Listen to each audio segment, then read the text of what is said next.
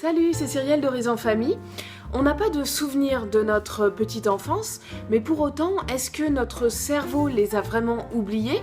Et est-ce que ces souvenirs peuvent jouer un rôle à l'âge adulte? Ce qu'on apprend dans le livre Pour une enfance heureuse de Catherine Guéguen, c'est que dans notre cerveau, il y a la mémoire implicite qui est inconsciente et la mémoire explicite qui est consciente. Alors la mémoire implicite et inconsciente, c'est aussi notre mémoire émotionnelle et elle passe par l'amygdale qui est dans notre cerveau.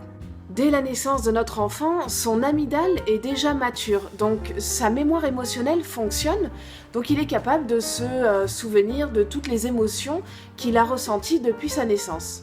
Et puis, il y a la mémoire explicite, ça ce sont nos souvenirs conscients, elle passe par une autre partie de notre cerveau qui est l'hippocampe.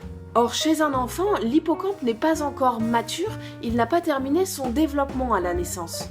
Donc en gros, un enfant est capable de stocker inconsciemment des émotions qu'il a vécues, mais il est incapable de s'en souvenir consciemment. C'est pour cette raison que personne n'est capable de raconter des événements, même majeurs, de sa petite enfance.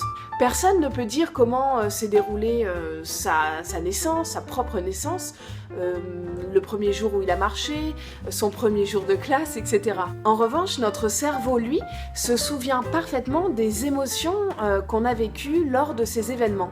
Ce qui veut dire que quand un enfant, même tout petit, vit des traumatismes, eh bien ça peut avoir des répercussions sur sa vie plus tard. Ça a des effets sur son comportement et sur son mental, même à l'âge adulte. Donc par exemple, quand on laisse pleurer notre enfant le soir pour s'endormir, eh bien ça crée chez lui de la peur, et si c'est répété, si c'est comme ça tous les soirs, eh bien la peur devient un sentiment d'insécurité, et son corps, son cerveau, son amygdale en fait, va s'en souvenir, ça va être ancré au plus profond de lui.